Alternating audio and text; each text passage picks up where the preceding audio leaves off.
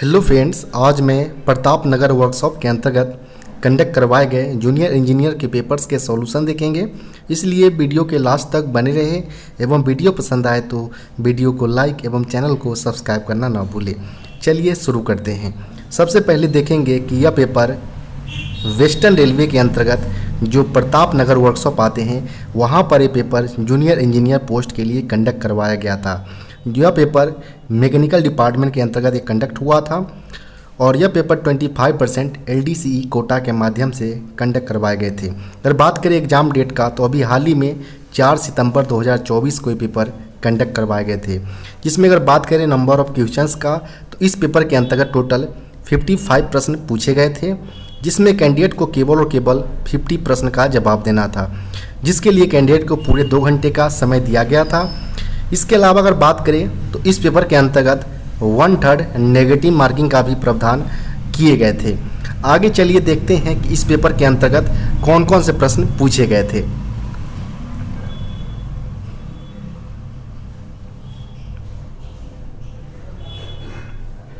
पहले प्रश्न की यहाँ पर बात करें, what is the POH periodicity of BBZI wagon. BBZI जो ब्रेक वन फ्रेट स्टॉक के अंतर्गत यूज में लिए जाते हैं, इनका पीरियोडिक ओवरहॉलिंग पूछा गया है। तो सबसे पहले यहाँ पर बात करें अगर कि BBZI जिसके लिए अगर बात करें वैगन कोड जो होता है टाइप वो 86 का प्रयोग किया जाता है। इसमें अगर बात करें तो 2 ICF बोगी का प्रयोग किया जाता है। इसके पीरियोडिक ओवरहॉलिंग की अगर बात करें तो यह 24 मंथ्स यानी 2 ईयर्स के अंतराल पर इसका पीरियोडिक ओवरहॉलिंग किए जाते हैं। इसके अलावा अगर बात करें IOH यानी intermediate overhauling BBZI brake one का तो यह 12 मंथ यानी 1 ईयर्स के इंटरवल पर इसका IOH किया जाता है। तो यहाँ पर जो सही उत्तर होगा वो ऑप्शन नंबर B इसका सही उत्तर हो जाएगा, 2 ईयर्स।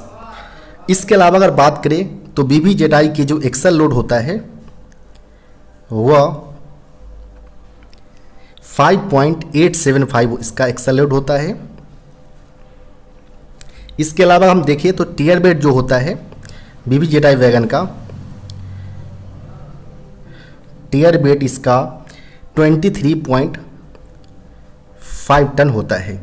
साथ ही साथ अगर बात करें लेंथ अवर कपलर्स का BBZI वैगन्स का तो लेंथ अवर कपलर जो होता है वह 14,469 mm होता है। वहीं लेंथ अवर हेड स्टॉक या बॉडी की अगर बात करें BBZI वैगन के केस में तो यह 13,540 mm होते हैं।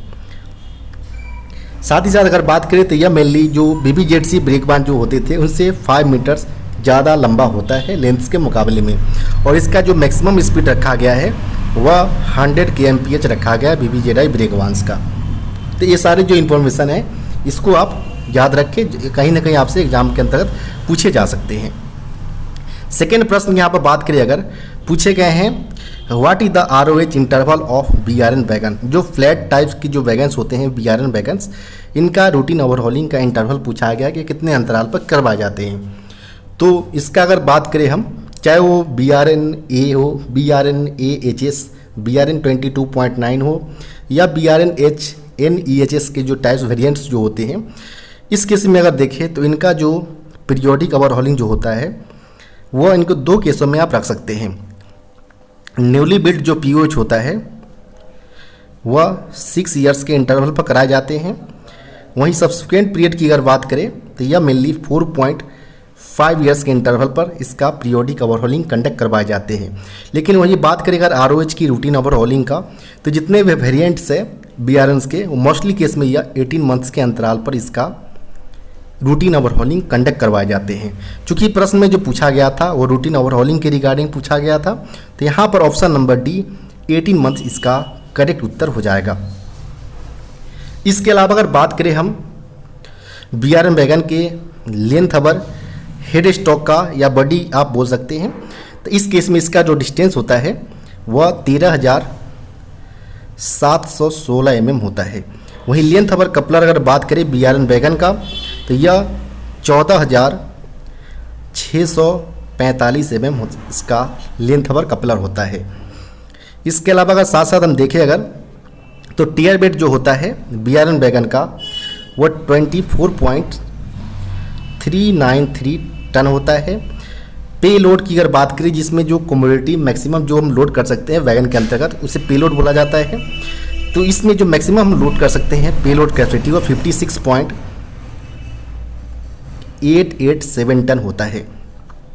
यहीं इसका ग्रॉस वेट की अगर बात करें BRN वैगन के केस में, तो इसका जो ग्रॉस वेट होता है वो 81.28 टन होता है। अगर इस केस में अगर आपसे एक्सल लोड पूछा जाता है तो एक्सल लोड सिंपली जो होता है ग्रॉस वेट में नंबर ऑफ एक्सल्स होते हैं। चूँकि BRN वैगन में 4 एक्सल्स होते हैं, तो यहाँ डिवाइड करके आप यहाँ पर एक्सल लोड निकाल सकते हैं, जो कि आपका 20.32 टन आ सकता है। तो इस प्रकार आप अन्य जानकारी को भी यहाँ पर देखें, जिससे आपको एग्जाम के अंतर्गत प्रश्न पूछे जा सकते हैं।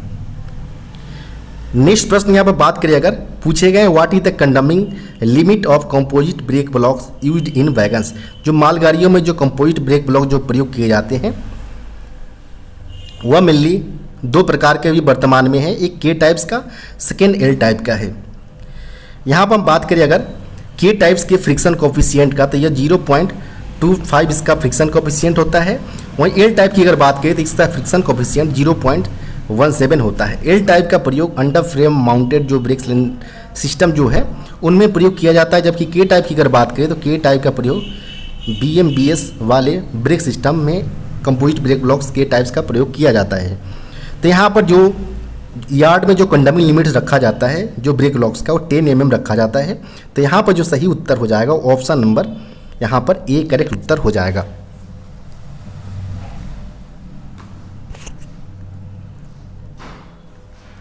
नेक्स्ट प्रश्न यहाँ पर बात करें, अगर नेक्स्ट प्रश्न पूछे गए हैं what is the A dimension of BRN wagon. BRN wagon के केस में यहाँ पर ए डायमेंशन पूछा गया, वो कितना होता है। तो चूंकि आप जानते हैं कि स्लैक SAB जो होता है स्लैकलेस बैरल, जिसका मेन फंक्शन होता है कि जो व्हील ब्रेक ब्लॉक्स एवं व्हील ट्रेड्स के बीच को जो गैप होते हैं, स्लैक होते हैं, उसे ऑटोमेटिक रूप से एडजस्ट करने का काम या ACB के माध्यम से किया जाता है। वहीं ए डायमेंशन की अगर बात करें तो ए डायमेंशन मेनली जो होता है वह कंट्रोलर हेड एवं ACB बैरल के बीच के डिस्टेंस को यह मेजर करता है। नॉर्मली अगर बात करें ए डायमेंशन तो यह 70 + 2 - 0 mm होता है, जो कि ऑल टाइप के जितने भी हमारे कैसनप बोगी जो होते हैं इनमें यह मेजर डायमेंशन लिया जाता है। वहीं अगर बात करें एक्सेप्शनल केस जो है 27 + 2 - 0 mm, यह BRN वैगन के केस में यह लिया जाता है।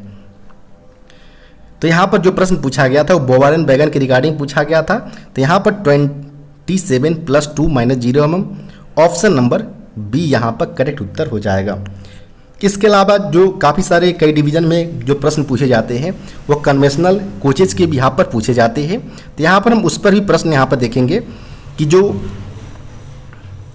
कन्वेंशनल जो कोचेज है, कन्वेंशनल कोचेज जो अभी यूज में नहीं, लेकिन प्रश्न यहाँ से पूछ लिए जाते हैं एग्जाम के अंतर्गत, जिनमें ए डायमेंशन की अगर बात करें तो यह 13 टन यानी नॉन AC के केस में जो लिया जाता है वह लिया जाता है 16 + 2 - 0 mm लिया जाता है ए डायमेंशन।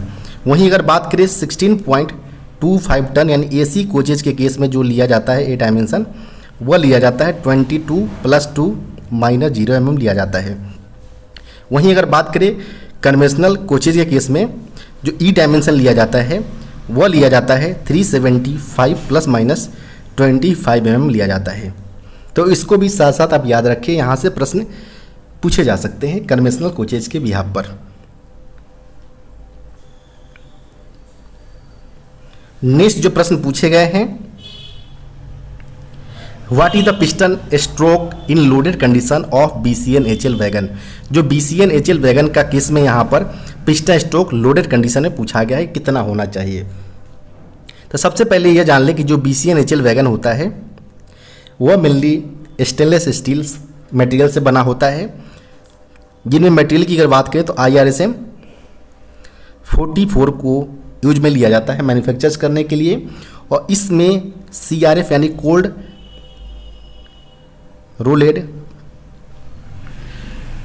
फॉर्म्ड सेक्शन का प्रयोग किया जाता है, ताकि जो इसके जो बॉडी में और अंडर फ्रेम में इसका प्रयोग करने से जो इसके टोटल ओवरऑल जो वेट होता है टेयर बेट उसको इसमें रिड्यूस किया जा सके, इस पर्पज़ को देखते हुए इसमें CRF सेक्शंस का इसमें प्रयोग किए जाते हैं।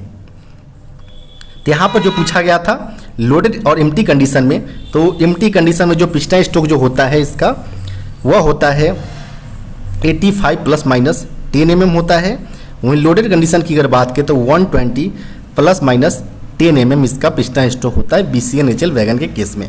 प्रश्न लोडेड कंडीशन के बिहाफ पर था, तो यहाँ पर 120 plus minus 10 mm option number A correct उत्तर हो जाएगा। साथ ही साथ अगर बात करें कि जो BCN HL वैगन है इनका POH 6 ईयर्स के अंतराल पर किया जाता है। वहीं ROH की अगर बात करें रूटीन ओवरहॉलिंग का, तो यह 2 ईयर्स यानी 24 मंथ्स के अंतराल पर इसका रूटीन ओवरहॉलिंग किया जाता है। साथ ही साथ अगर बात करें एडिशनल इन्फॉर्मेशन की, तो इसमें मेनली K टाइप्स के ब्रेक ब्लॉक का प्रयोग किया जाता है। और अगर बात करें ब्रेक सिलेंडर डाया का जो इसमें प्रयोग किया जाता है वो 300 mm ब्रेक सिलेंडर डाया का प्रयोग किया जाता है। वहीं स्लैक एडजस्टर की अगर बात करें तो IRSA 750 स्लैक एडजस्टर का प्रयोग BCN HL वैगन के अंतर्गत किया जाता है। इसके अलावा अगर देखिए अगर BCN HL वैगन का, तो BCN HL वैगन का जो लेंथ अवर बॉडी यानी हेड स्टॉक जो होता है वह 10,034 mm होता है।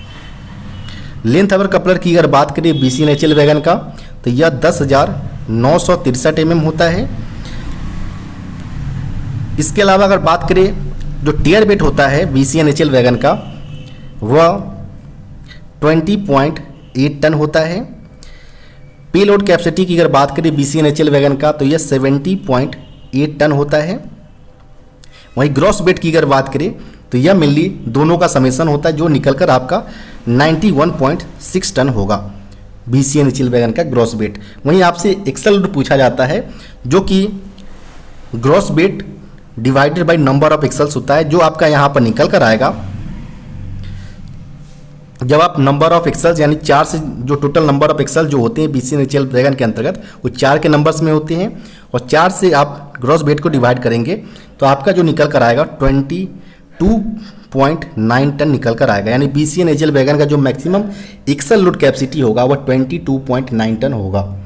तो इस प्रकार आप सारे डायमेंशन को याद रखें, यहाँ से प्रश्न पूछे जा सकते हैं। नेक्स्ट प्रश्न की बात करें यहाँ पर, तो what is the vertical wear limit for friction base blocks fitted in Casnub bogie. Casnub bogie में जो फिट किए गए फ्रिक्शन बेज ब्लॉक्स का यहाँ पर वर्टिकल वियर लिमिट पूछा गया है। तो वर्टिकल वियर लिमिट की अगर बात करें फ्रिक्शन बेज ब्लॉक के केस में, तो इसमें 2 केस में यहाँ पर देखा जाता है मेनली। एक देखा जाता है वर्टिकल सरफेस के केस में यहाँ पर वियर लिमिट होता है, और एक होता है स्लॉप सरफेस के केस में। तो वर्टिकल की अगर बात करें वर्टिकल सरफेस के केस में जो इसका वियर लिमिट होता है वह 7 mm लिया जाता है। वहीं स्लॉप सरफेस के केस में अगर बात करें तो इसका वियर लिमिट 3 mm लिया जाता है। चूंकि प्रश्न पूछा गया है वर्टिकल वियर लिमिट यानी वर्टिकल सरफेस के केस में फ्रिक्शन बेज ब्लॉक का वियर लिमिट्स, तो यह हो जाएगा 7 mm, यानी ऑप्शन नंबर सी यहाँ पर सही उत्तर होगा। नेक्स्ट प्रश्न यहाँ पर है what is the कंडमिंग height of elastomeric pad. EM pad के बारे में यहाँ पर पूछा गया, कंडमिंग फ्री हाइट जो होना चाहिए EM पैड का वो पूछा गया है।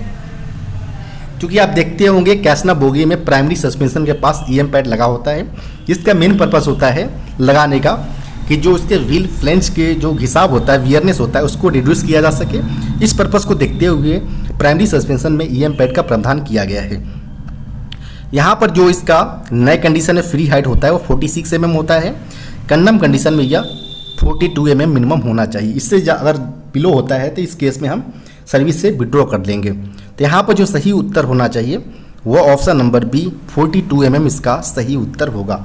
इसके अलावा भी कई सारे कंडीशन होते हैं EM पैड को कंडम करने के लिए, जिसमें एक कंडीशन होता है कि जब आपका रबर पैड क्रस्ट कर गया हो तो उस केस में भी आप EM पैड को कंडम कर सकते हैं। सेकेंड सिनेरियो ये देखने को मिलता है कि जो रबर के सरफेस के ऊपर अगर कोई क्रैक मोर देन 50 mm से ज़्यादा अगर डेवलप होता है तो उस केस में भी आप EM पैड को सर्विस से कंडम कर सकते हैं। साथ ही साथ अगर बॉन्ड फेलियर जो हो किसी डायरेक्शन में 40 mm से ज़्यादा, मोर देन 40 mm अगर पाया जाता है, तो उस केस में भी ईएम पैड को कंडम किया जा सकता है। तो ये सारे कई सिनेरियो जिसके भी यहाँ पर आप यहाँ पर ईएम पैड को कंडम कर सकते हैं। नेक्स्ट प्रश्न की बात करें यहाँ पर, तो जो नेक्स्ट प्रश्न पूछे गए हैं, what type of material used in wagon body of BOX N R. BOX N R का यहाँ पर मैन्युफैक्चर करने के लिए किस प्रकार के मटेरियल का यहाँ पर प्रयोग किए जाते हैं वो यहाँ पर पूछे गए हैं। तो शुरुआत में बॉक्स एंड बैगन का यहाँ पर मैन्युफैक्चर किए जाते हैं, जिसको मैन्युफैक्चर करने के लिए माइल्ड स्टील का यहाँ पर प्रयोग किया जाता है। जब कुछ लगभग 14 से लेकर 15 ईयर्स के इंटरवल के अंतराल पर जब इससे कोरोजन होने लगते, जंग लगने लगते हैं, तो इसको रिहेबिलिटेशन की रिक्वायरमेंट होते हैं बॉक्स एंड बैगन को। जब इसको रिहेबिलिटेशन करके बॉक्स एंड आर बनाया जाता है, जिसमें जो आर सफिक्स जो होता है वो रिहेबिलिटेशन को यहाँ पर रिप्रेजेंट करता है। और जो बनाने के बाद इसमें जो मटेरियल यूज में लिया जाता है मेनली, वो इसमें स्टेनलेस स्टील का प्रयोग किया जाता है, जिसे IRSM 44 यहाँ पर यूज में लिए जाते हैं बॉक्स एंड आर को मैन्युफैक्चर करने के लिए। इनमें ये भी ध्यान रखा जाता है कि जो बॉक्स एंड बैगन जो इनिशियली 6 नंबर के इन स्टेंसिल्स में उपलब्ध थे, साइड स्टेंसिल, उसमें 9 नंबर्स में यहाँ पर प्रयोग किए जाते हैं। इसके अलावा फ्लोर सीट हो या साइड बॉडी के थिकनेस हो, इसमें भी काफ़ी सारे अंतर यहाँ पर देखने को मिलते हैं। तो यहाँ पर जो प्रश्न पूछा गया था वो बॉक्स एंड आर के मैन्युफैक्चर करने में मटेरियल कौन सा यूज में लिए जाते हैं, तो वह मेनली स्टेनलेस स्टील, यानी ऑप्शन नंबर ए यहाँ पर करेक्ट उत्तर हो जाएगा। यहाँ पर IRSM 44 इसे अदर लैंग्वेज में यहाँ पर देख सकते हैं। नेक्स्ट प्रश्न जो पूछा गया है, first 2 digits of wagon numbers indicates. जो वैगन नंबर्स जो total new wagon numbering scheme के अनुसार टोटल 11 डिजिट्स का यहाँ पर नए वैगन नंबर्स होते हैं, इनमें फर्स्ट 2 डिजिट्स पूछा गया कि क्या रिप्रेजेंट करते हैं। तो यहाँ पर हम एक एग्जांपल के जरिए यहाँ पर देखेंगे कि कोई एक नंबर्स है 31242361 और लास्ट में 8 है। यहाँ पर हम एक पेयर में यहाँ पर हम ले लेंगे। तो सबसे पहले जो 31 जो है यहाँ पर फर्स्ट 2 डिजिट्स या वैगन के टाइप्स को रिप्रेजेंट करता है, यानी किस प्रकार के वैगन है, यानी बॉक्सेन है, BCN है, BTPN है, बॉबियन है, किस प्रकार का वैगन है। तो जो 31 यहाँ पर रिप्रेजेंट कर रहा है वह मेनली कवर्ड वैगन के अंतर्गत जो BCN AHS M1 जो आते हैं वो इस प्रकार के वैगन को यहाँ पर रिप्रेजेंट कर रहा है। वहीं अगर बात करें 24 यहाँ पर 04 की अगर बात करें यहाँ पर, तो वह मेनली नॉर्थ ईस्टर्न रेलवे का यहाँ पर जोनल रेलवे को यह रिप्रेजेंट कर रहा है। वहीं यहाँ पर 5th एवं 6th पैलेस की अगर बात करें 24 का, तो यह मेनली ईयर ऑफ मैन्युफैक्चर जो वैगन का है उसको यह रिप्रेजेंट कर रहा है, यानी 2024 में यह वैगन बना है, जिसके लिए लास्ट का केवल 2 कोड हम लेते हैं। उसके बाद अगर बात करें 2361, तो यह वैगन के सीरियल नंबर को रिप्रेजेंट करता है। वहीं लास्ट 8 जो यहाँ पर रिप्रेजेंट कर रहा है वह वैगन के चेक डिजिट्स को रिप्रेजेंट करता है, यानी वैगन का कॉम्बिनेशन यहाँ पर नंबर फॉर्मेशन हुआ है वह सही है गलत है, इससे आप आइडेंटिफाई कर सकते हैं। प्रश्न में पूछा गया था फर्स्ट 2 डिजिट्स क्या इंडिकेट करता है, तो यह मेनली टाइप ऑफ वैगन को यहाँ पर रिप्रेजेंट करता है। यहाँ पर ऑप्शन नंबर सी इसका सही उत्तर हो जाएगा। नेक्स्ट प्रश्न यहाँ पर पूछा गया है, what is the wheel base of Casnub bogie. Casnub bogie का व्हील बेस पूछा गया है। तो यहाँ पर हम देखेंगे सबसे पहले ICF का व्हील बेस जो होता है वो 2896 में होता है। वहीं LHV की अगर बात करें तो LHV का 2560 mm, वंदे भारत की अगर बात करें तो इसका 2700 mm इसका व्हील बेस होता है। वहीं कैसना बोगी की अगर बात करें तो इसका 2000 ±5 mm के रेंज में व्हील बेस लिया जाता है। यहाँ पर कैसना बोगी के लिए पूछा गया था, तो यहाँ पर ऑप्शन नंबर ए इसका सही उत्तर हो जाएगा 2000 mm। नेक्स्ट जो प्रश्न पूछे गए हैं, what is the axle load of Casnub 22HS bogie. Casnub 22HS bogie का यहाँ पर एक्सल लोड कैपेसिटी पूछा गया है। तो मेनली जो मैक्सिमम एक्सल लोड जो कैपेसिटी होता है कैसनव 22 HS बोगी का वो 22.9 टन होता है मैक्सिमम के सिनारियो में। तो यहाँ पर जो नियर बाई जो ऑप्शन दिया गया है वो ऑप्शन नंबर ए दिया गया है 22.82 टन। तो यहाँ पर ऑप्शन नंबर ए करेक्ट उत्तर हो जाएगा।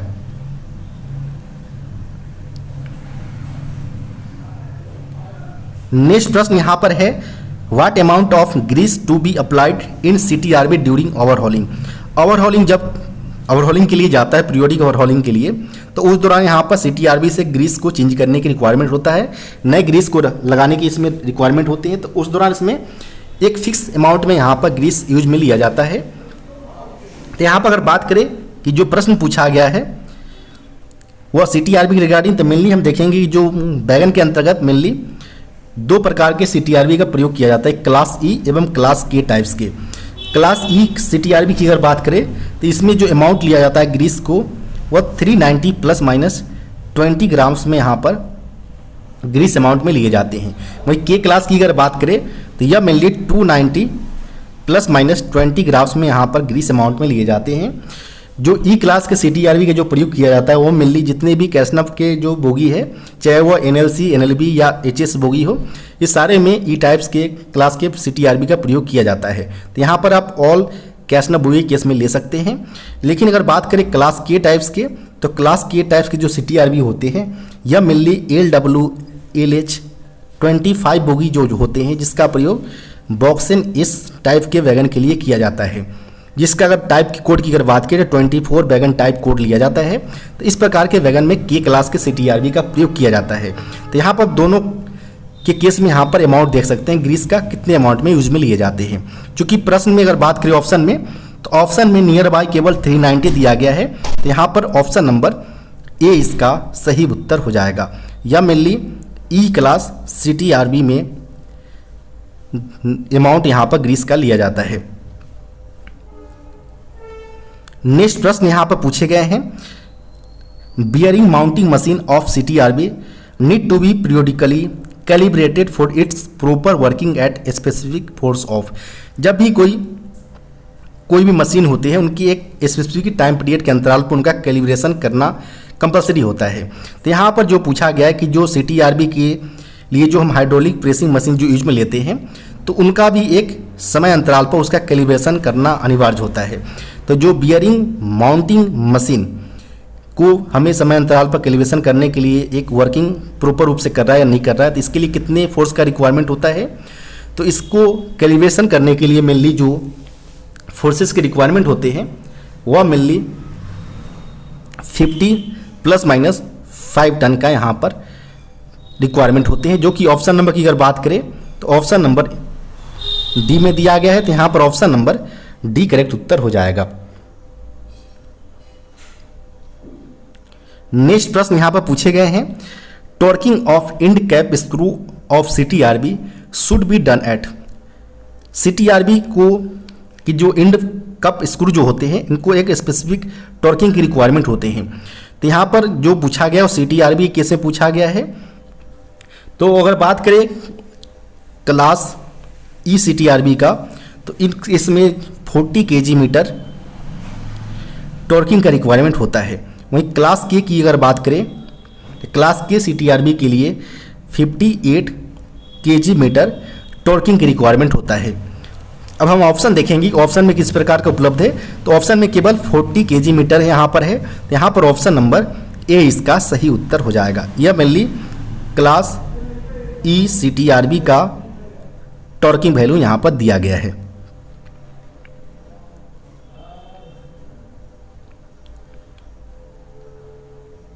नेक्स्ट प्रश्न यहाँ पर बात करें what is must change item during overhauling of CTRB।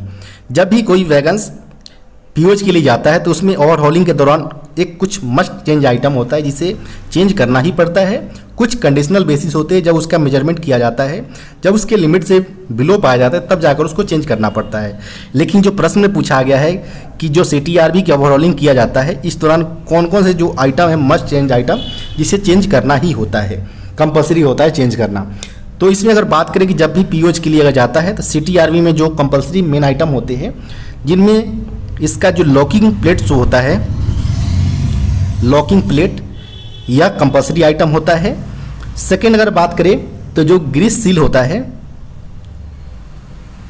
यह भी मस्ट चेंज आइटम होता है। उसके अलावा अगर बात करें CTRV केस में जो इंड कैप स्क्रू होता है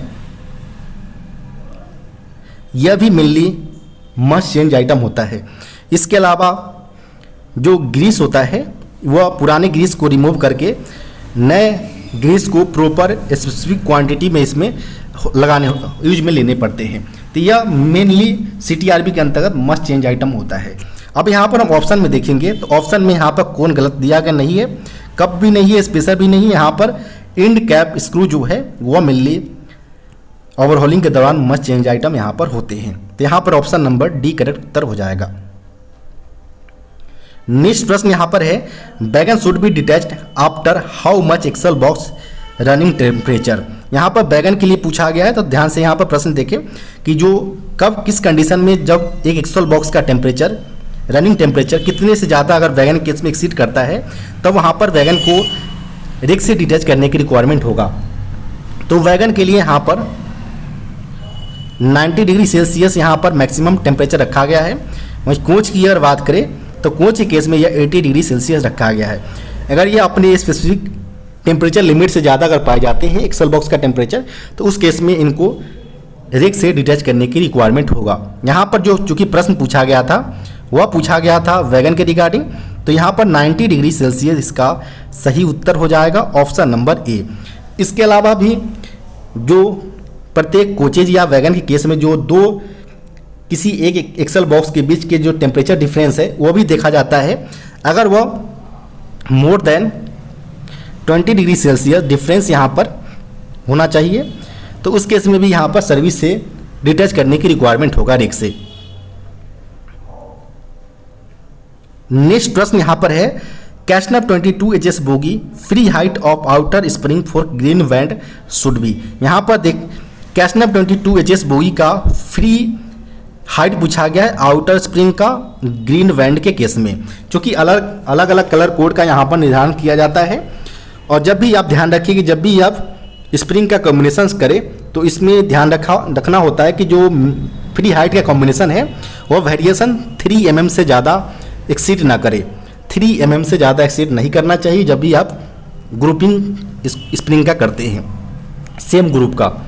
तो इसमें अगर बात करें कि जो कलर बैंड दिया गया है तो इसमें कलर बैंड अलग अलग आधार पर यहाँ पर होते हैं। मेनली जो लिए जाते हैं आउटर स्प्रिंग का जो हाइट 260 mm न्यू कंडीशन में इसका फ्री हाइट होता है और कंडम कंडीशन में इसका फ्री हाइट 245 mm होता है, यानी 15 mm के रेंज में इसका अलग अलग कलर कोड यहाँ पर निर्धारण किया जाता है। तो यहाँ पर हम एक एक करके यहाँ पर कलर कोड देखेंगे। सबसे पहले अगर बात करें कि जो ग्रीन कलर का जो होता है यह सबसे पहले लिया जाता है, जिस केस में जो आउटर स्प्रिंग का फ्री हाइट जो होता है वह 260 से लेकर 257 तक लिया जाता है। फिर अगर बात करें येलो कलर का यहाँ पर कलर बैंड होता है, येलो कलर में 257 से लेकर 254 तक लिया जाता है। इसके बाद ऑरेंज कलर का यहाँ पर होता है कलर बैंड, जिस केस में 254 से लेकर 251 तक लिया जाता है। फिर वहीं आगे चले तो वाइट कलर बैंड यहाँ पर लिया जाता है, जिस केस में जो फ्री हाइट आउटर स्प्रिंग का होना चाहिए वो 251 से लेकर 248 तक होना चाहिए। लास्ट में जो कलर बैंड होता है वो रेड कलर का लिया जाता है, जिसका फ्री हाइट आउटर स्प्रिंग का 248 से लेकर 245 mm तक होता है। यानी आप देख सकते हैं कि नए कंडीशन में यहाँ पर 260 और कंडम कंडीशन 245 पर यहाँ पर होगा। यह मेनली कैशनप 22 HS बोगी के जो आउटर स्प्रिंग का जो फ्री हाइट से लेकर कंडम हाइट के बीच में जो कलर बैंड्स होते हैं उसको यहाँ पर दर्शाया गया है। यहाँ पर प्रश्न जो पूछा गया था वो आउटर स्प्रिंग के लिए पूछा गया था, ग्रीन कलर के लिए और कैशनप 22 HS के बोगी के केस में। तो ये तीनों सिनेरियो को देखते हुए यहाँ पर जो करेक्ट उत्तर होगा वह 260 से लेकर 257 के केस में यहाँ पर मैच हो रहा है। तो यहाँ पर ऑप्शन नंबर बी इसका सही उत्तर हो जाएगा। इसके अलावा अगर बात करें यहाँ पर जो दिया गया है 257 से लेकर 254 तक, यह मेनली दिया गया है येलो कलर बैंड के लिए दिया गया है। वहीं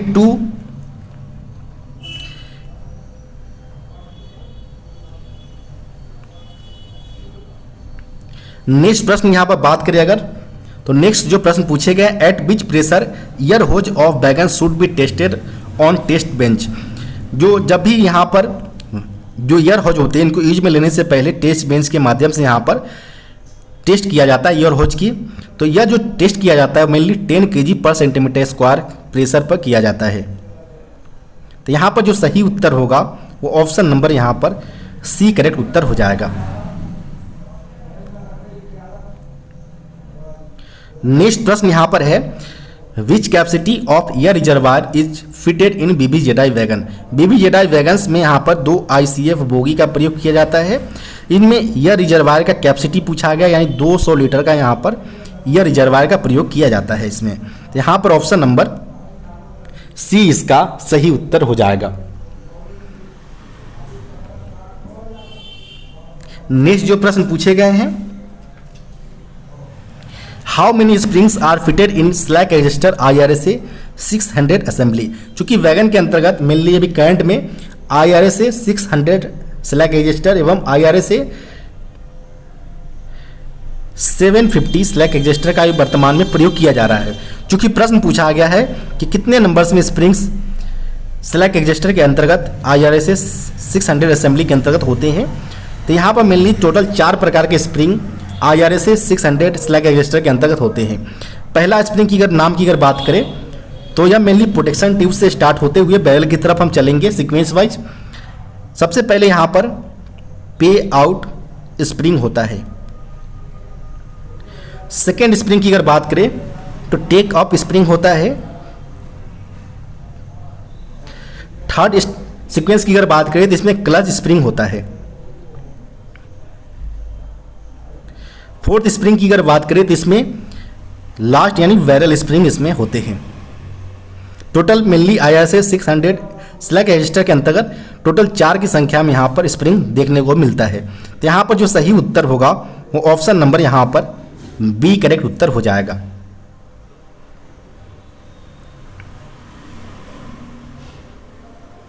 नेक्स्ट जो प्रश्न पूछे गए हैं, compressed spring length of barrel spring of select adjuster at a force of 143 kg should not be less than. जब भी जो यहाँ पर बैरल स्प्रिंग का टाइप मेंशन कर दिया गया, चूंकि जो जितने भी सेलेक्ट एडजस्टर है अभी इनमें मिली टोटल 4 प्रकार के स्प्रिंग का प्रयोग उसके अंतर्गत असेंबली करने में यूज में लिया जाता है। तो इस यहाँ पर जो पूछा गया है कि जब एक स्प्रिंग का टाइप मेंशन कर दिया गया कि जो बैरल स्प्रिंग है इनको 143 kg के वेट फोर्स के साथ अगर टेस्ट करते हैं तो उस दौरान इनका जो कंप्रेस्ड लेंथ होगा वो कितना होगा वो यहाँ पर पूछा गया है। तो यहाँ पर हम एक एक करके देखेंगे कि सबसे पहले जो पे आउट स्प्रिंग की अगर बात करें तो पे आउट स्प्रिंग का जो फोर्सेज जो टेस्ट करने के लिए हम लेते हैं पे आउट स्प्रिंग का वह 58 kg का लेते हैं और इस दौरान जो इसका कंप्रेस्ड लेंथ होना चाहिए वह 100 mm से कम नहीं होना चाहिए। सेकेंड यहां पर अगर बात करें हम टेकअप स्प्रिंग का, टेकअप स्प्रिंग का जो फोर्सेस हम यूज में लेते हैं टेस्ट करने के लिए वह मिली 22 kg का लेते हैं और इसका इस दौरान जो कंप्रेस्ड लेंथ होना चाहिए वह 21.5 mm होना चाहिए। इसके अलावा अगर बात करें हम क्लच स्प्रिंग का, तो क्लच स्प्रिंग का जो फोर्सेस लेते हैं टेस्ट करने के लिए वह मिली 300 kg का यूज में लिया जाता है और इस दौरान जो इसका कंप्रेस्ड जो लेंथ होना चाहिए वह 38 mm होना चाहिए। इसके अलावा अगर बात करें बैरल स्प्रिंग का, तो बैरल स्प्रिंग के जो टेस्ट किया जाता है फोर्सेस का वह 143 kg के साथ किया जाता है और इस दौरान जो इसका कंप्रेस्ड लेंथ होना चाहिए वो 475 mm होना चाहिए। तो इस प्रकार आप सारे जितने भी 4 प्रकार के स्प्रिंग स्लैग एडजस्टर के अंतर्गत होता है उसका नाम देख सकते हैं, कितने केजी के साथ इसमें फोर्सेस के साथ इसका टेस्ट किया जाता है। और साथ ही साथ अगर बात करें तो इसमें इस दौरान जिसका जो कंप्रेस्ड स्प्रिंग लेंथ होना चाहिए वो कितना होना चाहिए वो भी आप यहाँ पर एक एक करके देख सकते हैं। प्रश्न जो पूछा गया था वह मेनली बैरल स्प्रिंग के लिए पूछा गया था, तो बैरल स्प्रिंग को मेनली 143 kg के साथ अगर प्रेस्ड किया जाता है इसमें तो इस दौरान जो कंप्रेस्ड लेंथ होना चाहिए वह 475 mm होना चाहिए। तो यहाँ पर जो सही उत्तर होगा वो ऑप्शन नंबर यहाँ पर डी करेक्ट उत्तर हो जाएगा। नेक्स्ट प्रश्न यहाँ पर पूछे गए हैं, in sensitivity test of distributor ball when brake pipe pressure is reduced by 0.6 kg per centimetre square, brake should apply within dash. जो यहाँ पर सेंसिटिविटी टेस्ट जो बताया गया है, इस दौरान जो ब्रेक पाइप से प्रेशर ड्रॉप किया जाता है वह mainly 0.6 kg per centimetre square 6 second तक ड्रॉप किया जाता है। इस दौरान डीबी सेंस करना चाहिए और गाड़ी में ब्रेक अप्लाई होनी चाहिए। यह अगर अप्लाई होता है तो इससे यह स्पष्ट होगा कि डीबी प्रॉपर रूप से फंक्शन कर रहा है, यानी सेंसिटिविटी टेस्ट यहाँ पर करेक्ट होगा। तो यहाँ पर जो पूछा गया था कितने समय अंतराल में यह ब्रेक अप्लाई होता है, तो यहाँ पर ऑप्शन नंबर प्रेशर ड्रॉप किया जाता है वो 6 सेकेंड तक किया जाता है। यहाँ पर ऑप्शन नंबर ए करेक्ट उत्तर हो जाएगा। नेक्स्ट प्रश्न यहाँ पर है, brake cylinder release time of wagon should be with in. जो वैगन का ब्रेक रिलीज टाइम जो होता है मालगाड़ियों का, वह यहाँ पर ट्विन पाइप के केस में 15 से लेकर 20 सेकेंड, और सिंगल पाइप की अगर बात करें तो यह मेनली 45 से लेकर 60 सेकेंड तक का समय होता है। यहाँ पर बात करें ऑप्शन नंबर का, तो ऑप्शन नंबर में केवल नियर बाय 45 से 60 सेकेंड दिया गया है, यानी ऑप्शन नंबर यहाँ पर सी करेक्ट उत्तर हो जाएगा। नेक्स्ट प्रश्न यहाँ पर है, what is the diameter of conventional brake cylinder fitted on wagons. Wagon के अंतर्गत जो कन्वेंशनल ब्रेक सिलेंडर जो फिटेड होते हैं, जो अंडर फ्रेम माउंटेड जो ब्रेक सिस्टम होते हैं उसमें यह फिटेड होते हैं, इनमें जो ब्रेक सिलेंडर का डाया जो होता है वो 355 mm या 14 इंच इसका डाया होता है। तो यहाँ पर अगर बात करें ऑप्शन नंबर का, तो ऑप्शन नंबर यहाँ पर सी इसका सही उत्तर हो जाएगा।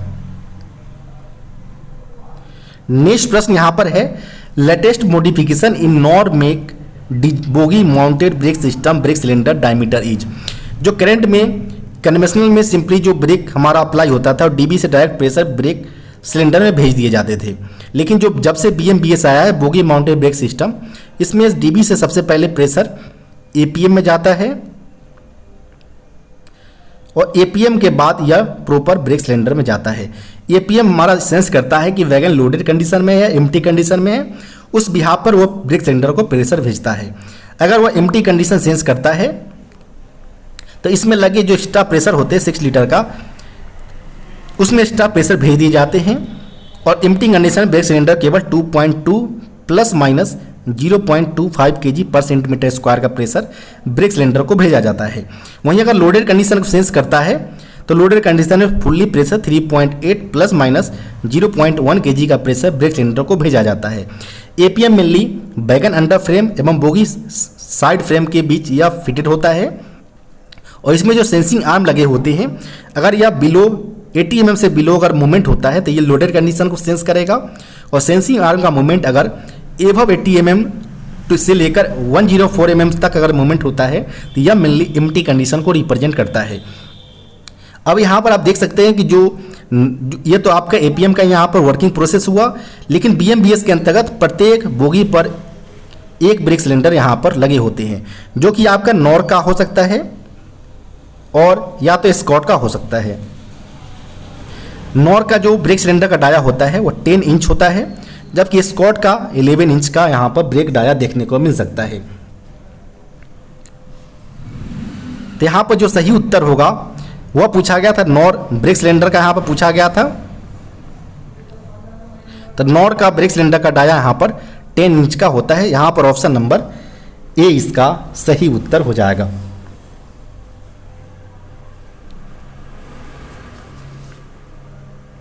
इसके अलावा अगर बात करें कि जो नॉर ब्रेक सिलेंडर एवं स्कॉट ब्रेक सिलेंडर की दोनों में डिफरेंस अगर देखें तो नॉर में मेनली 10 इंच है और स्कॉट में 11 इंच का ब्रेक सिलेंडर का डाया होता है। वहीं अगर बात करें कि जब भी ब्रेक एप्लीकेशन होता है तो नॉर ब्रेक सिलेंडर का यहाँ पर जो लेंथ होता है वह इसमें इंक्रीज देखने को मिलता है, जबकि स्कॉट ब्रेक सिलेंडर में यहाँ पर जो लेंथ होता है ब्रेक सिलेंडर का वो उसमें छोटे होते हैं वहाँ पर। इसके अलावा अगर बात करें तो नॉर के केस में जो पिस्टन स्ट्रोक होता है वो 54 प्लस माइनस 10 mm होता है। वहीं स्कॉट के केस में एम्प्टी कंडीशन में 55 प्लस माइनस 10 mm, वहीं लोडेड कंडीशन में 70 प्लस माइनस 10 mm इसका पिस्टन स्ट्रोक देखने को मिलता है। इसके अलावा आप इसमें लगे जो इंडिकेटर होते हैं वह नॉर के केस में अगर ब्रेक इंडिकेटर केवल दोनों कंडीशन में एम्प्टी कंडीशन में ही इसमें रिप्रेजेंट करेगा। नॉर के केस में यह ऑरेंज कलर से यह रिप्रेजेंट करता है, जबकि स्क्वाड कंडीशन में यह रेड कलर से इसको आइडेंटिफाई किया जाता है ब्रेक इंडिकेटर को। नेक्स्ट प्रश्न यहां पर है, what is the complete movement of sensor point of APM automatic pressure modification device fitted in wagons. जो वैगन के अंतर्गत जो एपीएम डिवाइस मिलनी जो वैगन अंडर फ्रेम एवं बोगी साइड फ्रेम के बीच होते हैं, इनका मूवमेंट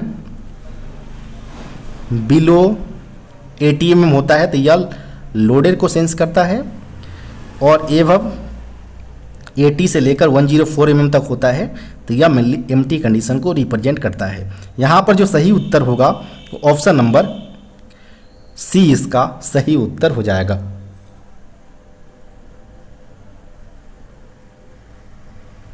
नेक्स्ट जो प्रश्न पूछे गए हैं, how many safety valve are fitted in BTPN wagon.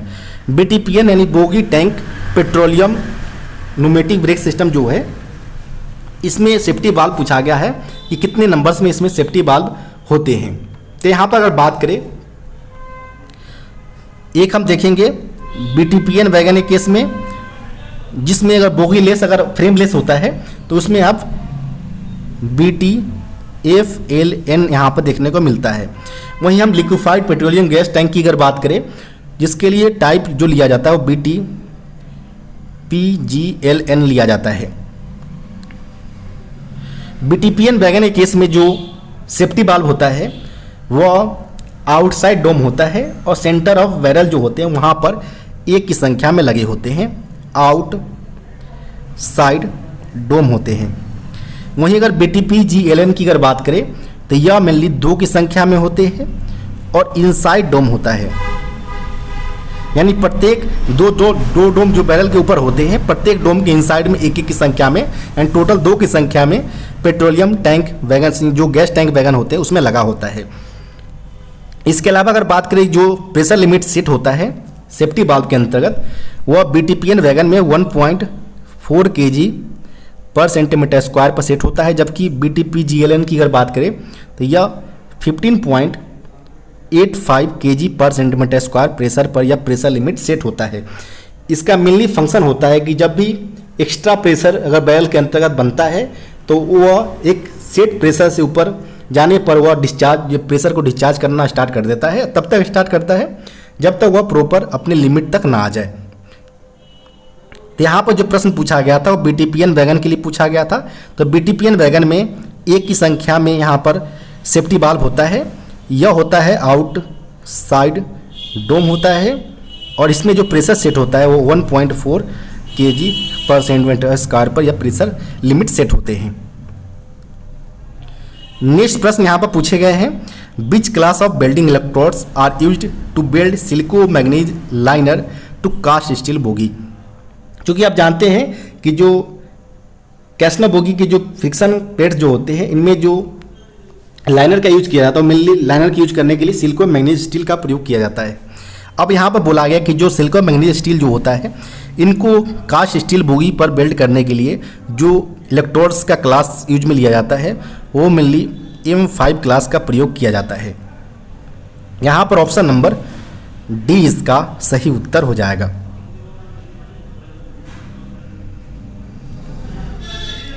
Next प्रश्न यहाँ पर है, how much current in ampere to be maintained in welding rectifier to build mild steel to mild steel with 3.15 mm diameter electrode. यहाँ पर बोला गया कि कोई इलेक्ट्रोड से यहाँ पर है जिसका यहाँ पर डाया दिया गया है, डाया मतलब यहाँ पर इसका कोड डाया दिया गया 3.15 दिया गया है, जिसका यहाँ पर यूज करके माइल्ड स्टील से माइल्ड स्टील को यहाँ पर बिल्ड करना है, जिसके लिए यहाँ पर बुलाया कितने यहाँ पर एम्पियर्स करंट की रिक्वायरमेंट होगा मेंटेन करना होगा, जिससे यहाँ पर हम इसको बिल्ड कर सकते हैं। तो यहाँ पर अगर बात करें कि अगर इलेक्ट्रोड का डाया 1.6 यहाँ पर डाया है और यहाँ पर आपका एम्पियर यहाँ पर हम लेंगे, तो अगर इलेक्ट्रोड का डाया 1.6 है तो उस केस में आपका जो एम्पियर होना चाहिए 40 से लेकर 60 एम्पियर के बीच होना चाहिए। वहीं अगर इलेक्ट्रोड का डाया 2.5 है तो उस केस में जो एम्पियर होना चाहिए, करंट होना चाहिए, वह 50 से लेकर 80 के बीच यहाँ पर होना चाहिए। वहीं अगर बात करें अगर इलेक्ट्रोड का डाया 3.2 है तो उस केस में जो एम्पियर होना चाहिए वो 90 से लेकर 130 के बीच होना चाहिए। तो इस प्रकार आप यहाँ पर एक तरफ आप इलेक्ट्रोड का डाया देख सकते हैं और एक तरफ आपका एम्पियर देख सकते हैं। मेनली जो प्रत्येक इलेक्ट्रोड्स को यहाँ पर एक सर्टेन अमाउंट्स में यहाँ पर करंट की रिक्वायरमेंट होता है। जैसे जैसे यहाँ पर इलेक्ट्रोड का डाया इंक्रीज करता है तो बिल्डिंग करंट्स का जो वैल्यू होता है, एम्पियर होता है, वो साथ साथ इंक्रीज करता है। तो यहाँ पर बात जो प्रश्न पूछा गया था वो 3.15 के लिए पूछा गया था। तो इसके लिए मेनली जो इलेक्ट्रोड्स के एम्पियर की रिक्वायरमेंट होगा वह मेनली 90 से लेकर 130 एम्पियर के रेंज में यहाँ पर रिक्वायरमेंट होगा। अब यहाँ पर ऑप्शन की अगर बात करें तो ऑप्शन नंबर इस प्रकार का ए में दिया गया है। तो यहाँ पर ऑप्शन नंबर ए इसका सही उत्तर हो जाएगा। नेक्स्ट प्रश्न यहाँ पर बात करें तो what should be the pre heating temperature of A2 class electrode. A2 class electrode के लिए यहाँ पर प्री हीटिंग टेम्परेचर पूछा गया है। प्री हीटिंग टेम्परेचर की अगर बात करें तो यह मेनली जो जब भी वेल्ड करना होता है किसी मटेरियल के ऊपर उससे पहले इसमें प्री हीटिंग किया जाता है ताकि जब भी हम वेल्ड करें तो इसमें कोल्ड क्रैक्स की जो डिफेक्ट्स यहाँ पर है वो इसके अंतर्गत ना आ पाए। या मेनली जो जितने भी मेटल्स जो होते हैं हमारे कास्ट आयरन्स हो या हाई कार्बन स्टील्स हो या एलॉय स्टील्स हो, इस प्रकार के मटेरियल को वेल्ड करने से पहले इसमें प्री हीटिंग की रिक्वायरमेंट होता है। तो इसमें अगर बात करें जो पूछा गया था वो A2 क्लास के लिए पूछा गया है। तो A2 क्लास के लिए यहाँ पर मेनली 250 यहाँ पर होना चाहिए। बाकी यहाँ पर आप ऑप्शन यहाँ पर बता सकते हैं कि कौन सा यहाँ पर सही उत्तर होना चाहिए। नेक्स्ट प्रश्न यहाँ पर है what is the RDSO technical pamphlets for instructions for maintenance and operation of BTPN wagon. यहाँ पर बीटीपीएन वैगन्स के मेंटेनेंस एवं ऑपरेशंस के लिए जो आरडीएसओ टेक्निकल पैम्पलेट्स दिया गया वो कौन सा दिया गया है, तो वह मेनली G90 का प्रयोग किया गया है। यहाँ पर ऑप्शन नंबर सी इसका सही उत्तर हो जाएगा। इसके अलावा अगर बात करें अन्य आरडीएसओ टेक्निकल पैम्पलेट्स का तो जिसमें G70 का प्रयोग बॉक्सेन वैगन के लिए किया जाता है, G73 का प्रयोग बॉवारेन वैगन के लिए, G76 की अगर बात करें तो CVC4 लाइन स्टाफ्स, G80 की अगर बात करें तो CVC4 वर्कशॉप स्टाफ्स, G81 की अगर बात करें तो CTRB इन कैसना बोगी, G79 की अगर बात करें तो BTALN यानी अमोनिया लिक्विफाइड टैंक्स जो वैगन्स होते हैं इनको मेंटेनेंस के लिए G79 का प्रयोग किया जाता है। वहीं G87 की अगर बात करें तो G87 के अंतर्गत मेनली जितने भी रेल टैंकर्स हैं जिनमें हैजार्डस केमिकल, जितने भी हानिकारक केमिकल जो ट्रांसपोर्टेड किए जाते हैं इनको सेफली हैंडलिंग किया जा सके, इसके लिए इसमें टेक्निकल्स रूप से इंस्ट्रक्शंस बताए गए हैं G87 के अंतर्गत। वहीं G90 की अगर बात करें तो G90 के अंतर्गत बीटीपीएन वैगन के लिए बताया गया है। G95 के अंतर्गत कैसना बोगी के रिगार्डिंग, G97 की अगर बात करें तो इसमें मेनली फ्रेट स्टॉक से रिलेटेड जितने भी एयर ब्रेक सिस्टम से रिलेटेड समस्या है उसको इसमें बताया गया है। जबकि G100 की अगर बात करें तो ATL यानी ऑटोमेटिक ट्विस्ट लॉक जो BLC वैगन में प्रयोग किए जाते हैं उनसे रिलेटेड बताया गया है। वहीं 112 की अगर बात करें आरडीएसओ टेक्निकल पैम्पलेट्स का तो इसमें मेनली LCCF 20C बोगी एवं LWLH 25 बोगी के रिगार्डिंग बताए गए हैं।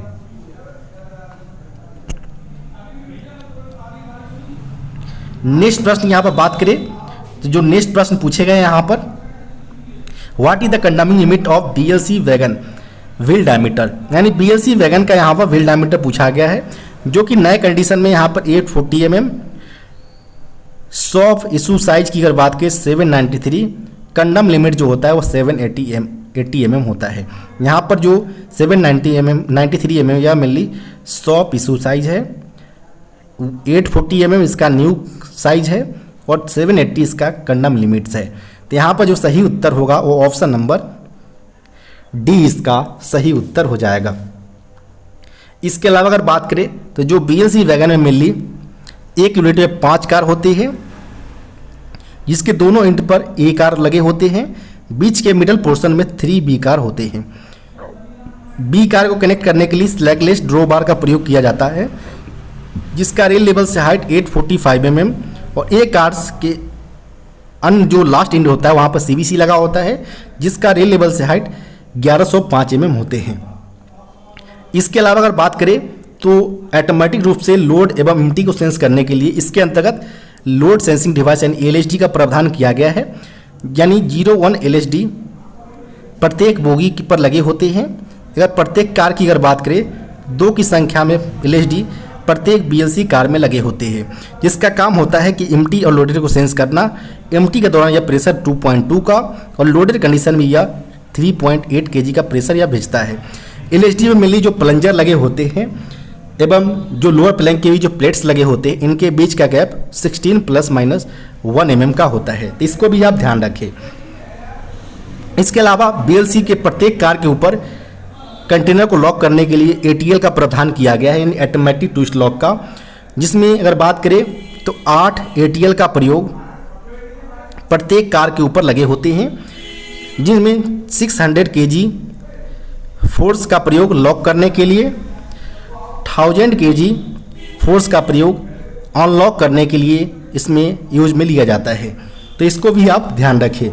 इसके अलावा आपसे एक और यहाँ पर आप देख सकते हैं कि जो 2 प्रकार के कार होते हैं, ए कार जिनका अगर बात करें तो लेंथ अवर बॉडी जो होता है वो 13,625 mm होता है, जबकि बी कार की अगर लेंथ की अगर बात करें लेंथ अवर बॉडी का तो यह मेनली 12,212 mm होता है। वहीं ए कार की अगर बात करें तो ए कार का जो टेयर वेट होता है वह 19.1 टन होता है टेयर वेट, जबकि बी कार के टेयर वेट की अगर बात करें तो यह मेनली 18 टन होता है। तो ये सारे जितने भी आपको डायमेंशन बताए जा रहे हैं इसको ध्यानपूर्वक आप रीड करें, यहाँ से आपसे डायरेक्ट पूर्वक प्रश्न पूछे जा सकते हैं।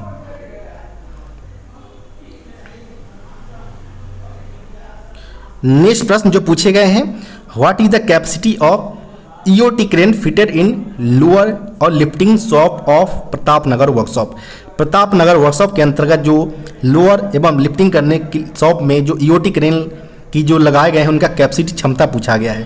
तो सबसे पहले आप जान लें कि जो EOT होता है यानी इलेक्ट्रिक ओवरहेड ट्रैवलिंग क्रेन, इसका फुल फॉर्म होता है। इनमें मेनली 03 प्रकार का मोशन होता है।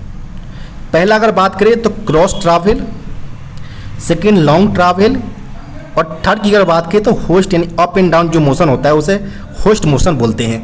ये एग्जाम में प्रश्न ऑलरेडी पूछा जा चुका है कि EOT क्रेन के पास कितने प्रकार के मोशन होते हैं। मेनली 3 प्रकार के मोशन होते हैं, क्रॉस ट्रैवल, लॉन्ग ट्रैवल एवं होस्ट ट्रैवल। और EOT का फुल फॉर्म भी पूछा जा चुका है जो कि होता है इलेक्ट्रिक ओवरहेड ट्रैवलिंग क्रेन होता है। अब यहाँ पर जो पूछा गया कि प्रतापनगर वर्कशॉप के अंतर्गत जो EOT क्रेन लगाए गए हैं इनका कैपेसिटी कितना है, तो यह मेनली लोकल बेस्ड पर आधारित प्रश्न है। तो इसका आप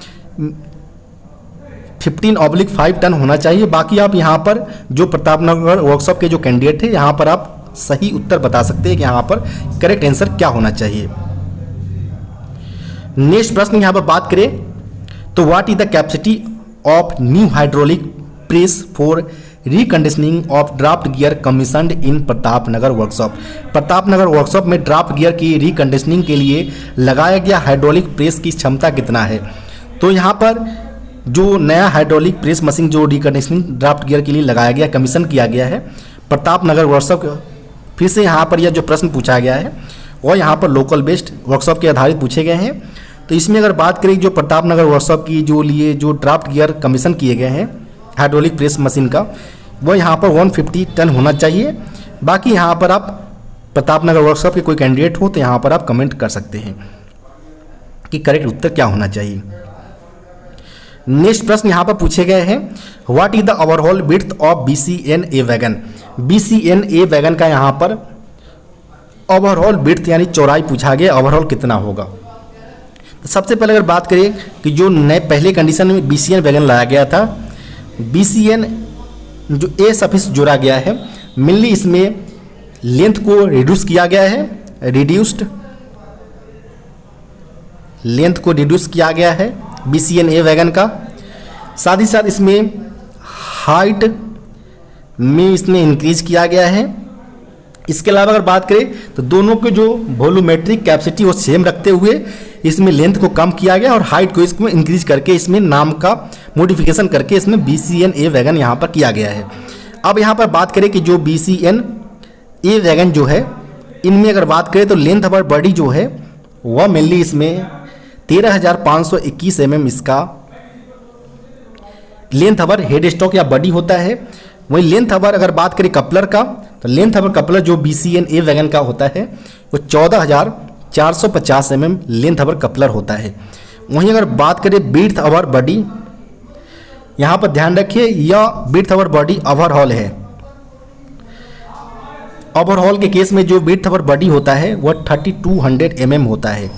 वहीं अगर आपसे इनसाइड पूछा जाए कि इनसाइड के केस में ओवरऑल विड्थ कितना होना चाहिए तो यह मेनली 2,944 mm इसका विड्थ अवर बॉडी इनसाइड के केस में होगा। अब हम ऑप्शन की तरफ चले कि ऑप्शन में जो पूछा गया था वो ओवरऑल विड्थ पूछा गया BCNA वैगन का। तो इस केस में अगर बात करें तो 3200 इसका सही उत्तर हो जाएगा, ऑप्शन नंबर ए। जबकि अगर बात करें कि जो 2944 जो दिया गया है वह मेनली या विड्थ इनसाइड के केस में दिया गया था। आप दोनों केसों में याद रखें, आपसे किसी भी प्रकार से प्रश्न यहां पर पूछे जा सकते हैं। नेक्स्ट जो प्रश्न पूछे गए हैं, what is the nominal maximum axle load of BCNHL wagon. BCNHL wagon का यहाँ पर मैक्सिमम एक्सल लोड पूछा गया है।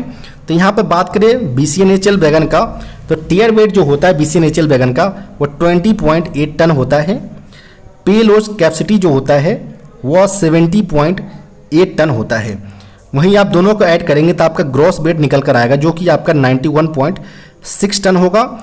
जब आप ग्रॉस वेट को नंबर ऑफ एक्सल से डिवाइड करेंगे, यानी टोटल 4 एक्सल होते हैं, 4 से डिवाइड करेंगे तो आपका जो निकल कर आएगा वह निकल कर आएगा 22.9 टन निकल कर आएगा, जो इसका मैक्सिमम एक्सल लोड होगा BCNHL वैगन के केस में।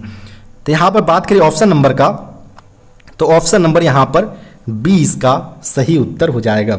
इसके अलावा भी आप यहाँ पर BCNHL वैगन का अन्य फीचर्स आप देख सकते हैं कि वह स्टेनलेस स्टील का बना होता है। इसमें IRSM 44 मटेरियल का यूज में लिया जाता है। साथ ही साथ अगर बात करें तो BCNHL वैगन को मैन्युफैक्चर करने के लिए CRF यानी कोल्ड रोलेड फॉर्म सेक्शन का प्रयोग किया जाता है, ताकि इसके जो बॉडी व अंडर फ्रेम की जो वेट टोटल वेट है ओवरऑल उसको रिड्यूस टियर वेट के माध्यम से यहाँ पर किया जा सके। साथ ही साथ इसमें के टाइप के कंपोजिट ब्रेक ब्लॉक का प्रयोग किया जाता है। ब्रेक सिलेंडर डाया की अगर बात करें तो इसमें मेनली 300 mm के ब्रेक सिलेंडर का प्रयोग किया जाता है। वहीं IRSA स्लैग रजिस्टर की अगर बात करें तो इसमें IRSA 750 स्लैग रजिस्टर का प्रयोग किया जाता है। नेक्स्ट यहाँ पर प्रश्न की अगर बात करें तो ISO 3834 यहाँ पर किससे संबंधित है वो यहाँ पर पूछा गया है। तो यहाँ पर हम बात करें अगर कि ISO 3834 जो है वह mainly quality requirement for welding से रिलेटेड है। यहाँ पर ऑप्शन नंबर सी इसका सही उत्तर हो जाएगा। इसके अलावा अगर बात करें तो EMS यानी energy management system, energy management system जो है इसके लिए जो इंटरनेशनल ऑर्गेनाइजेशन फॉर स्टैंडर्डाइजेशन जो दिया गया है वो ISO 50001 दिया गया है। ISO 1 दिया गया है। इसके अलावा अगर बात करें तो इन्वायरमेंट के लिए जो दिया गया है ISO वो इन्वायरमेंट मैनेजमेंट सिस्टम दिया गया है, जिसको भी EMS से डिनोट करते हैं।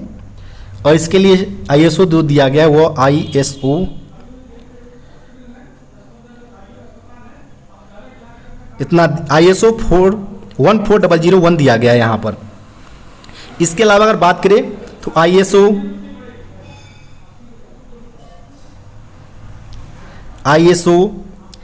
18,001 और 45,001 जो है वह मिलनी दिया गया है OHSAS के लिए दिया गया है, यानी occupational health and safety management system के लिए दिया गया है। तो सारे आप जो जितने भी आपको बताए जा रहे हैं इन ISO वो अलग अलग आपके एग्जाम के अंतर्गत पूछे जा सकते हैं। इसके अलावा अगर बात करें तो ISO 9001 यह मेनली क्वालिटी मैनेजमेंट सिस्टम यानी QMS से रिलेटेड है, क्वालिटी मैनेजमेंट सिस्टम से। नेक्स्ट प्रश्न जो पूछे गए हैं, foundation stone of Pratap Nagar workshop was laid on which year. जो प्रताप नगर वर्कशॉप जो के लिए जो आधारशिला रखा गया था वो कब रखा गया था, तो यह मेनली 25 मार्च 1919 को रखा गया था। यह मिल रखा गया था उस समय के जो वायसराय एवं गवर्नर जनरल थे लॉर्ड चेम्सफोर्ड के द्वारा यहाँ पर यह स्टोन इनका आधारशिला यहाँ पर रखा गया था प्रतापनगर वर्कशॉप का। तो यहाँ पर जो सही उत्तर होगा वह यहाँ पर ऑप्शन नंबर बी करेक्ट उत्तर हो जाएगा। नेक्स्ट जो प्रश्न पूछे गए हैं, what is the maximum speed of BLC wagon in loaded condition, यानी लोडेड कंडीशन में जो BLC वैगन का जो मैक्सिमम स्पीड होना चाहिए वो 100 kmph होना चाहिए। यहाँ पर ऑप्शन नंबर ए इसका सही उत्तर हो जाएगा।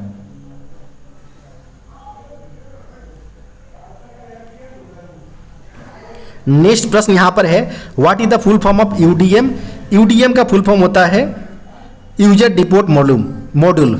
यहां पर ऑप्शन नंबर सी इसका सही उत्तर हो जाएगा।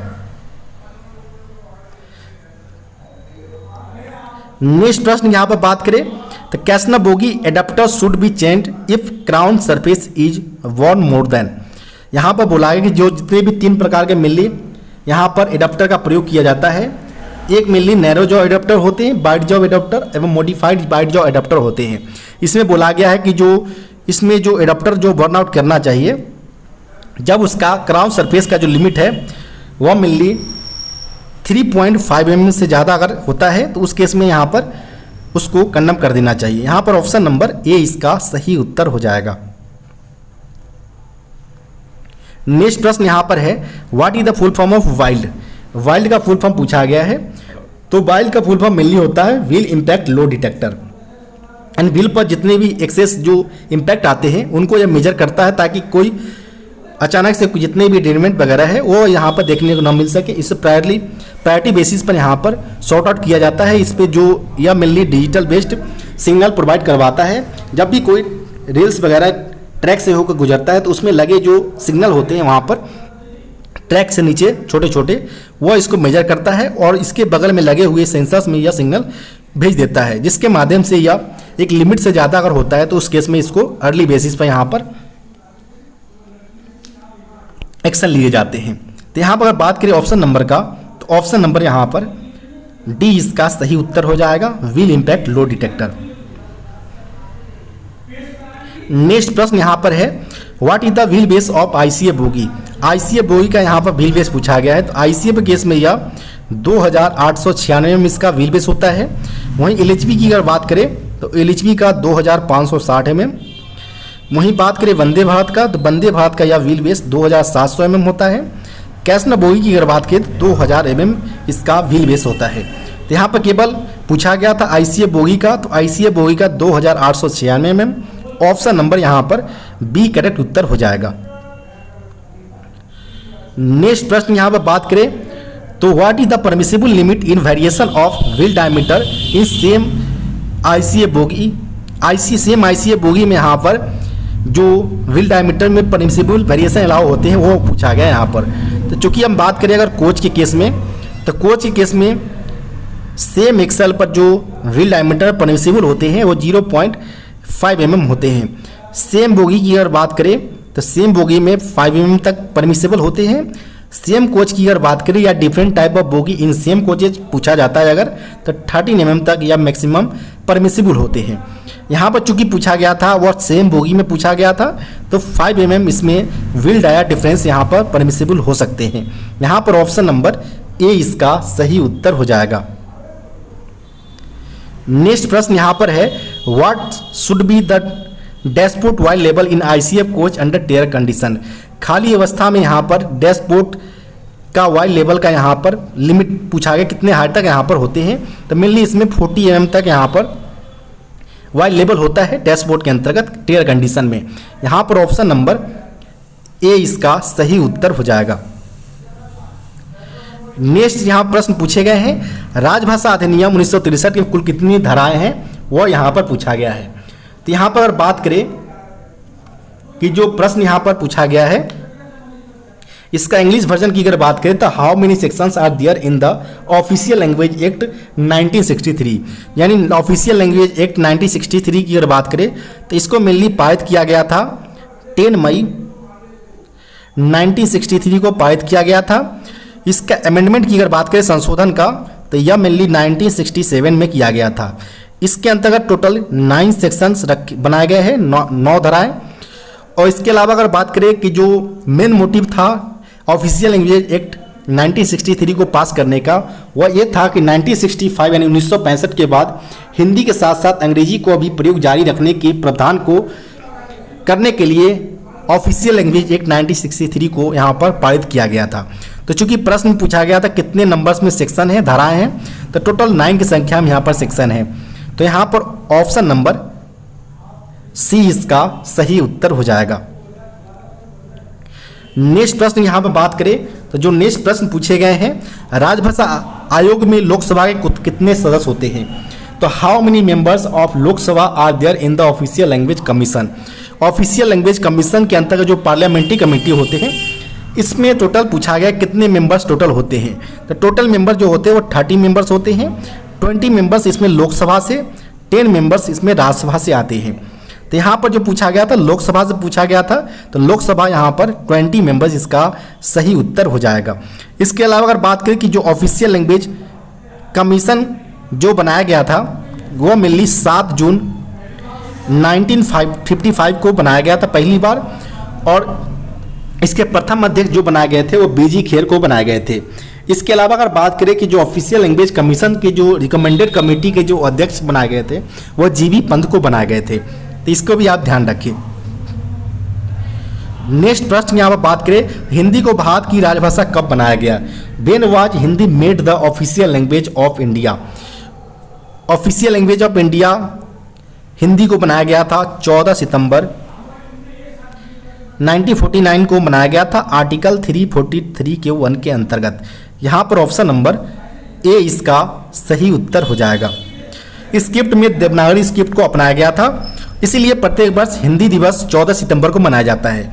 वहीं अगर बात करें वर्ल्ड हिंदी डे का, तो वर्ल्ड हिंदी डे जो मनाया जाता है प्रत्येक वर्ष वह 10 जनवरी को मनाया जाता है। नेक्स्ट प्रश्न यहाँ पर बात करें तो राजभाषा नियम कब पारित हुआ? तो राजभाषा नियम की अगर बात करें यानी इंग्लिश वर्जन की यहाँ पर पहले बात करें तो when was the official language rule passed? Official language rule जो पारित किया गया है वह मेनली 17 जुलाई 1976 को पारित किया गया है। यहाँ पर ऑप्शन नंबर ए इसका सही उत्तर हो जाएगा। इसके अंतर्गत मेनली 12 रूल्स बनाए गए हैं ऑफिशियल लैंग्वेज रूल्स के अंतर्गत। नेक्स्ट प्रश्न यहाँ पर बात करें, केंद्रीय हिंदी समिति के अध्यक्ष कौन होते हैं? Who is the chairman of the central Hindi committee? Central Hindi committee के जो चेयरमैन होते हैं वो खुद प्राइम मिनिस्टर होते हैं। यहाँ पर ऑप्शन नंबर सी इसका सही उत्तर हो जाएगा। इसके अलावा आपसे डिप्टी चेयरमैन अगर पूछा जाता है सेंट्रल हिंदी कमेटी का, तो यह होम मिनिस्टर यानी गृह मंत्री इसके डिप्टी चेयरमैन होते हैं। नेक्स्ट प्रश्न यहाँ पर है, what is the full form of HRMS?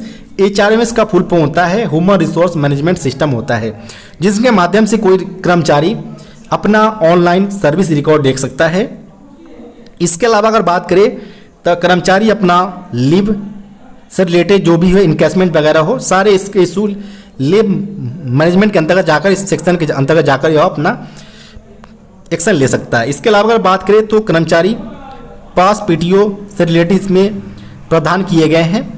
Fourth अगर बात करें तो इसमें जो ट्रांसफ़र पॉलिसी है, ट्रांसफ़र मॉड्यूल है, चाहे वो ऑन रिक्वेस्ट हो, इंटर डिवीजन हो, जोनल स्तर पर, सारे इसमें मेंशन किए गए हैं। इसके अलावा आप HRMS के माध्यम से APAR यानी एनुअल परफॉर्मेंस अप्रेजल रिपोर्ट्स आप इसके द्वारा फिल कर सकते हैं, जो कि मेनली 4200 एंड एबव गेट पे के लिए या सेल्फ अप्रेजल होते हैं। यहाँ पर बात करें ऑप्शन नंबर का, तो ह्यूमन रिसोर्स मैनेजमेंट सिस्टम, यहाँ पर ऑप्शन नंबर डी इसका सही उत्तर हो जाएगा। नेक्स्ट प्रश्न यहाँ पर बात करें तो what is the maximum encashment on leave on average पे यानी LAP इन इंटायर सर्विस, यानी मैक्सिमम कितने LAP पूरे सर्विस काल में कर्मचारी अपना इनकैशमेंट करा सकता है?